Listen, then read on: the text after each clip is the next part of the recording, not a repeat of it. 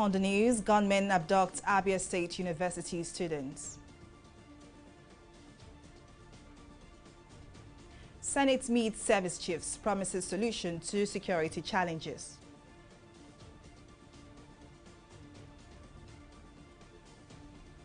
And President Buhari launches national policy document for the telecom sector.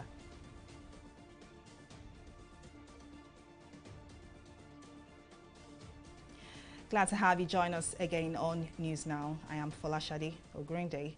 Gunmen have abducted an unspecified number of Abia State University students. The incident reportedly occurred on Wednesday night along Okigwe-Uturu Road.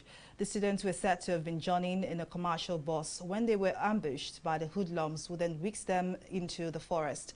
The Commissioner for Information in the state, John Kalu, confirming the incident in a statement on Thursday, said 2 of the students were escaped from the clutches of the hoodlums while others were still being held hostage by the criminals. Kalu showed that efforts were being intensified to ensure the state's safe return of the abducted students. Gunmen on Wednesday night attacked Obosi police station in Idemili North local government area of Anambra State, killing 2 police inspectors and freeing all detainees in the cell. The attack happened barely 24 hours after the new Commissioner of Police, Christopher Owolabi, assumed office. Reports say the gunmen in their numbers attacked the police station in the dead of the night, killed the 2 police officers on duty, freed the inmates before setting the building on fire. The Anambra State Police Public Relations Officer DSP Ikenga Tochukwu, who confirmed the attack, said the police commissioner has sent a team to the scene of the incident. It was a moment of joy for parents, family and the school management of the Federal College of Forestry, Afaka, Kaduna State, as the remaining 27 students were freed by the abductors on Wednesday. Our correspondent, Onyade Kunle, who has been monitoring the situation, filed in this report. 55 days in captivity, sleeping in the forest, both in the rain and in the sun. At last, kidnapped students of the Federal College of Forestry Mechanization, Afaka, in Kaduna State are happy to be back home, but definitely not in one piece. Some of them can hardly walk, others limping and too weak to speak, an indication of torture, pain and dehumanizing experience they have been subjected to for nearly 2 months. The abduction of the students and several others is a testament to the worsening security situation in the country. Public affairs analyst Adewale Ajadi says there is a predetermined effort by some elites to throw the country into confusion. We have seen an unusual trend across geopolitical zones that well-armed and well-trained people are taking spectacular criminal action, and it seems to be designed to undermine the order and the developments in the country. We have also seen across geopolitical zones unprecedented agitation for ethnic nationalities and ethnic secession. This has no credibility since these are not voted individuals. Nobody has commissioned them to do that, but this seems to be spontaneously organized. It is very important that the government decides how it splits the elite. So it means that the government has to reward those who are passionately Nigerians and make sure that evidentially and otherwise, those who are involved in criminal activity are openly investigated and punished. Then the government should engage the wider public on creating an early warning system across the country that tells us when there are prospects of different kinds of criminal activity. Security analysts have also advised the government not to give in to paying ransom, as this will further embolden criminals. This is never a time to negotiate, because if you negotiate at this time, they have won. And then the thing is that, you know, we are trying to, I think the Kaduna State government is trying to make a statement, a very strong one at that, whereby you cannot hold the government to hostage by going around kidnapping people and stuff like that. It is not done. And I think for what we are as Nigerians, We cannot allow these bandits to take the initiative. I believe strongly that the Governor Rufai, should stick to his point and make sure that at least they bring in security forces and law enforcement agents to deal with this. With the release of the Afaka students, there are hopes that students of the Greenfield University who are still in captivity will also be reunited with their families soon. Oye Adekunle, TV360 Nigeria. Let's now join our correspondent, Joseph Peters, who is on ground in Kaduna, to give us an update. Thank you very much for joining us on News Now. Joseph, what new developments do you have on the release of the students? Yes, the new development over here, we all gather in the school this afternoon. They promise that they are bringing the children so that they can reconnect them with their loved ones. And the spirit in the school here is very, from the parents, is very high. They are very happy. All of them are singing, dancing, expecting to see their loved ones. Then after some time, they called us that because of their health condition, some of them cannot just walk down, or some of them they are not strong enough, to stand or to come over. So they postponed it till tomorrow. So that's what happened in Kaduna. Now, Joseph, have you been able to meet with any of the parents or relatives to gauge their feelings? Did they tell you anything? Yes, I was able to speak. I spoke with some of the parents, and to them, it's happiness all through.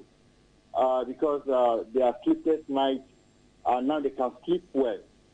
Some of the parents say that they have seen their children with their eyes, despite the fact they have not touched them, they have not talked with them, but they are able to sight them from the window in the hospital.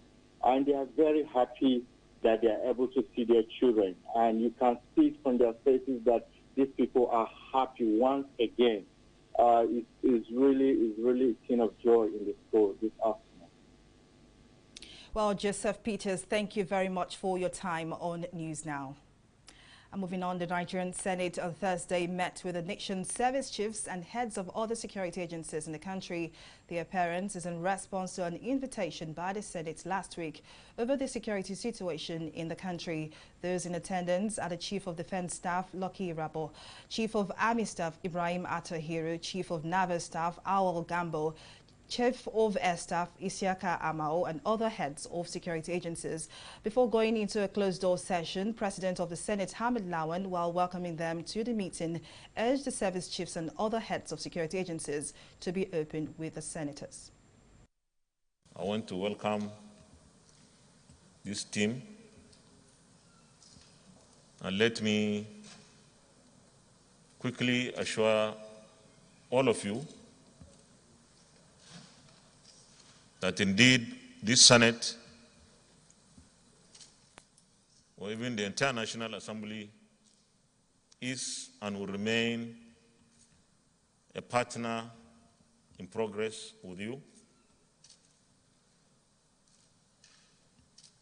On behalf of my colleagues,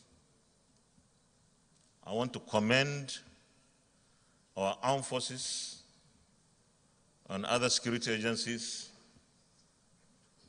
for fighting the myriad of security challenges across the country. In the process, some have given up their lives, others are maimed. We appreciate what you are doing because we know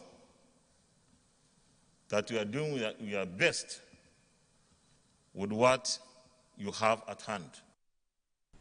President Muhammadu Buhari has called on Nigerians to fully participate in the ongoing linkage of national identification number with SIM cards across the country, as it will provide a digital framework for improving security and strengthening of the economy.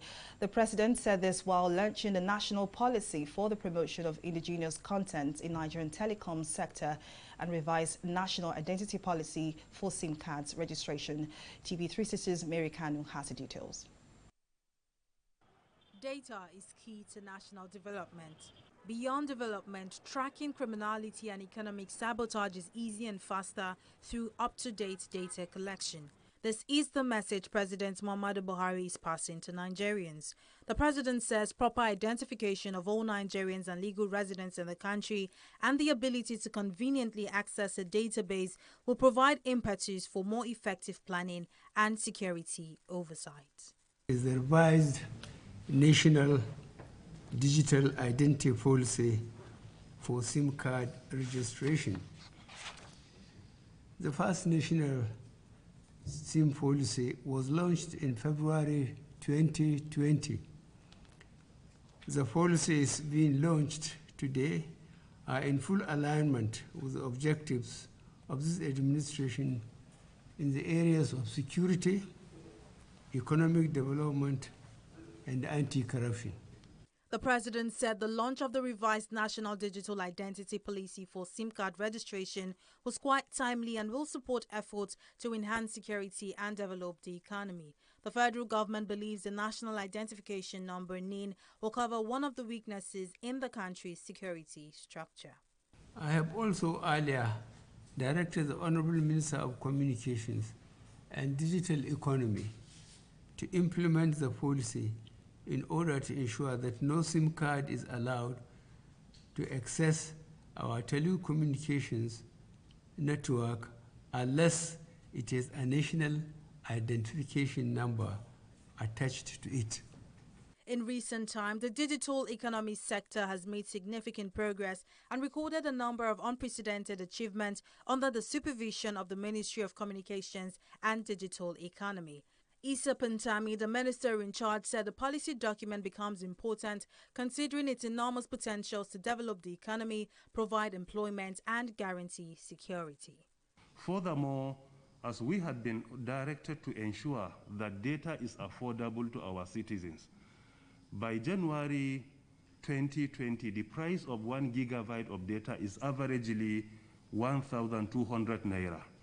But today, the average price of 1 gigabyte of data is 487 naira. The reduction is almost 60% of the total amount. And this is one of the initiatives of this administration to ensure that data is affordable to all. Your Excellency, Mr. President, sir, when it comes to capacity building, as we have been directed to ensure that we train our citizens and build our capacity, even during COVID-19 pandemic, we came up with some initiatives where we established some virtual academies, virtual institutions, and virtual universities. The most prominent of these are www.digitalnigeria.org and academy.nidda.gov.ng. Through these two virtual institutions, we have so far trained over 210,000 Nigerians in different areas of emerging technologies like artificial intelligence, robotics, blockchain technology, cybersecurity, and many more. And they have obtained their certifications that are recognized globally. The President is sure that his administration is fully committed to the safety of Nigerians, and linking the same to NIN will significantly enhance security, aid national planning, and budget preparations. Mary Kanu, TV360, Nigeria. Nigeria Immigration Service, in partnership with the Action Against Trafficking in Persons and Smuggling of Migrants in Nigeria, has launched the standard operating procedures for combating smuggling of migrants in Nigeria. The document aims to adequately guide immigration officers and relevant law enforcement agencies on formalities for effective operation and implementation. TV360's Simisala Adigun has the details. Smuggling of migrants is a major security challenge globally, and with its huge financial gains, the business cuts across nations and continents. This transnational organized crime has defied efforts from different governments as perpetrators now exploit loopholes to evade arrests and prosecution. To address this situation, the Nigeria Immigration Service, with funding from the European Union and Spanish outfit FIAP, have developed standard operating procedures to enhance cooperation among relevant agencies which have the mandate to combat such crimes in the country. Our duty as law enforcement is to deal with the criminal. Even if he tried to escape from one crime, you can deal with him in another crime. I'm sure the smuggling of migrants gives you opportunity, the tools, that you should assist each other as law enforcement. That's why DSS is there. That's why civil defense is here. That's why customs is here. The reason is if a criminal commit a crime related to smuggling of person, and you found out, for example, the criminal has a gun, and you could not establish the case of trafficking, you should allow him to be dealt with under the gun possession. So it's good for law enforcement to work together. I'm glad you work together. I'm happy that we shall continue to work together. This, I hope, can be practiced in other law enforcement jobs in terms of crimes to do with kidnapping, crime to do with the crime against the state. You must work together in order to successfully save this country from all its devices. Smuggling of migrants is a criminal affront on freedom and human dignity and requires national and international efforts. We often cannot see the dividing lines between smuggling of migrants and trafficking in human beings. Smuggling is still a new concept, and the pandemic has not made it any clearer. So the development of standard operating procedures for smuggling of migrants is vital to Nigeria, and it comes at a very good moment. It is a working document, and it has to be a living document that can be used both to the benefit of justice, NIS, and also vulnerable migrants. The idea is to provide better implementation of the Nigerian law. It's a good, very good law, and with this tool that we have support with this project funded by the European Union, as we are giving is the officer who is in the front line the capacity or the possibility to have a tool for them to work together in this daily work. We consider, as Mr. Babandere has told, the approach of this project is to involve all the different stakeholders. All of them must to be work together to tackle against smuggling. With the development of the standard operating procedures, it is believed that personnel of the Nigeria Immigration Service and other security agencies at various ports of entry will be better equipped to make interceptions and arrest migrant smugglers. Simisola Digon, TV360. We'll take a break here, but still to come, CBN extends Naira for dollar scheme.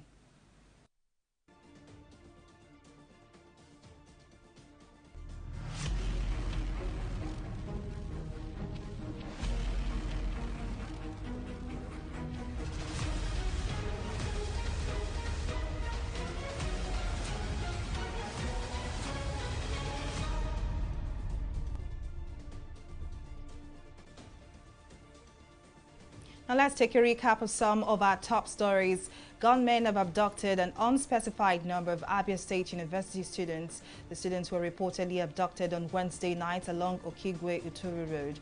The state government has confirmed the incident.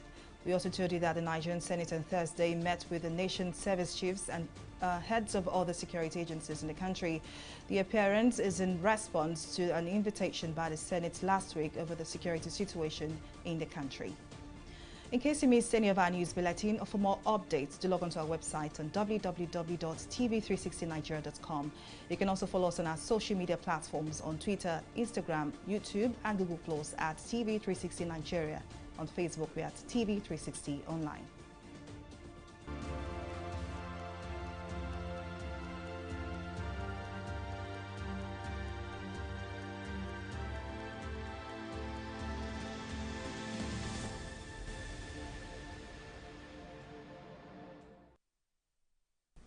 And now to COVID-19 updates and stories. India has reported more than 400,000 coronavirus infections over the last 24 hours.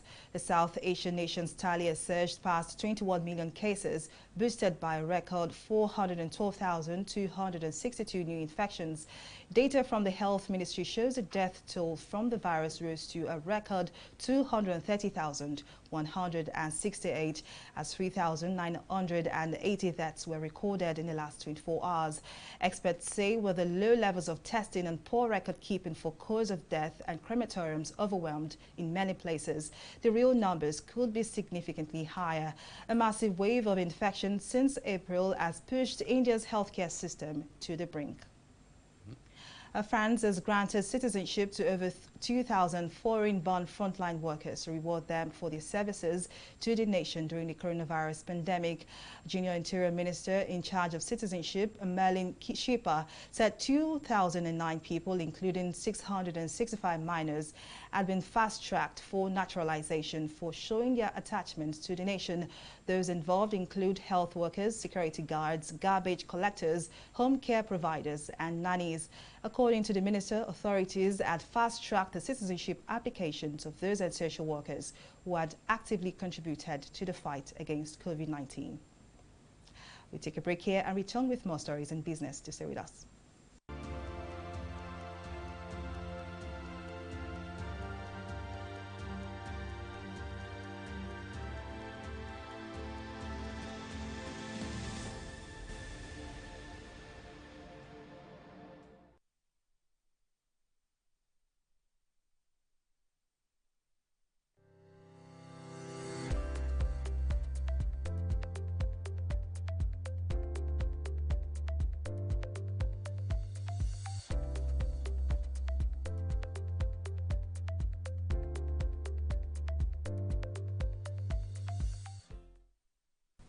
Welcome back. Well, let's now join Mary Kano to bring us up to speed on the latest in the world of business and stock market review. Over to you, Mary.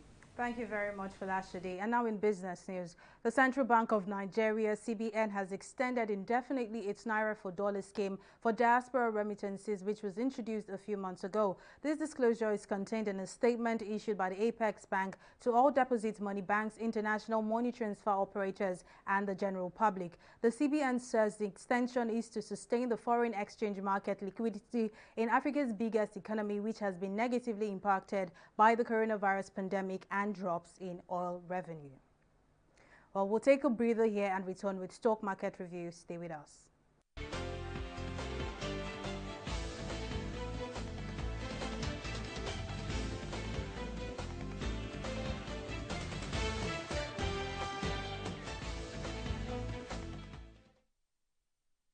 It is another bearish day in the stock market as the all-share index dipped even further to 0.81%, while market capitalization dropped to 20.470 trillion naira. That's shedding over 200 billion naira. Now, uniformly, losses spread across all sectors by wide margins, and this is largely evident in the oil and gas sector and the services sector, represented by BOC Gas and Red Starex, with almost 2 naira combined losses. Now, on the activity chart, over 403 million units were traded in 4,342 deals valued at over 4 billion naira. Now, experts say more results will have the expected rebound in the coming days, and traders await the positive trading days, although with over 56 naira gains, Seplat and corn oil could not stop the market from falling. Now, moving on to the foreign scene, the FTSE and the Dow Jones were in the greens after hitting more than 1 year high, boosted by positive earnings.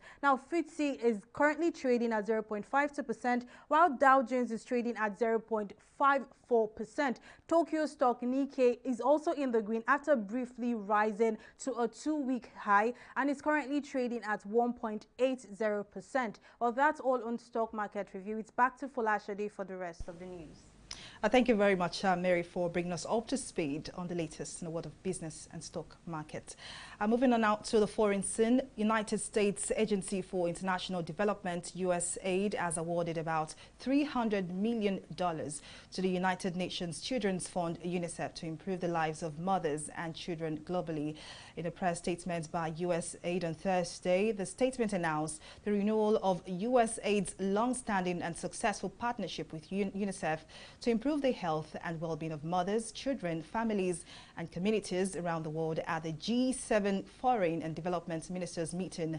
UNICEF said the partnership with the U.S. government will strengthen local will system capacity, support the resilience of communities and countries in responding to public health emergencies and other crises, and ensure the lasting impact of U.S. aid investments. Well, up next is entertainment reports.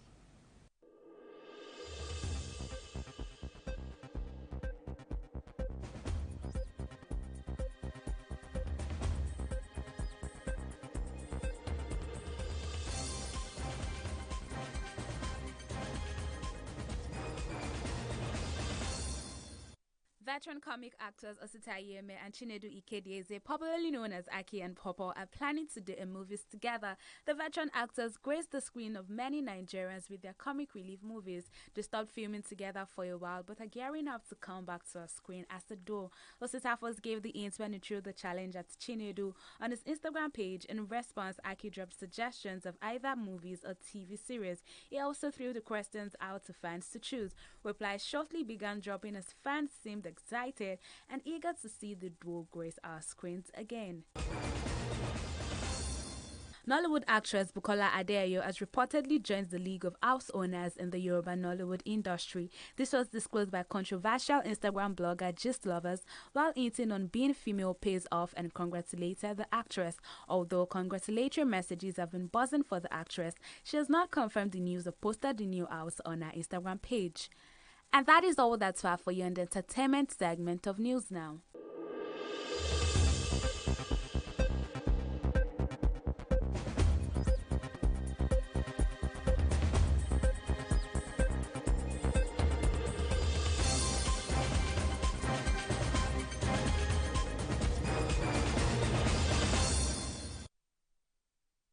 Away from entertainment, now to sports. Arsenal and Manchester United have a date with history today as the two English clubs aim to secure a slot in the finals of this year's UEFA Europa Cup finals. Arsenal trailed Villarreal 2-1, having lost the first leg to the Spanish team. The Gunners will be looking forward to turn the table around when they take on the visitors at Emirates Stadium. Manchester United seems to have a foot firmly in the finals, having secured a massive 6-2 win over Roma in the first leg. The Red Devils will visit Roma this evening and will be hoping to hold on to the 6 goals advantage. But that's it on our package. Thank you for watching. I am Fola Shadi. Have a great day.